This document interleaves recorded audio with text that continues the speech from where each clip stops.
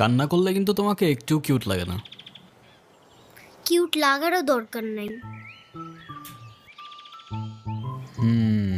আচ্ছা, কিন্তু বেশি কান্না করলে কিন্তু দাঁত পড়ে যায়, এটা জানো? এই একটা তো মনে হচ্ছে পড়েও গেছে। 1 2 3 4 কই না তো, দাঁত পড়ে নাই। ও যাক, বেঁচে গেছো। তো এখন বলো কি হয়েছে? কেউ কিছু বলছে তোমাকে?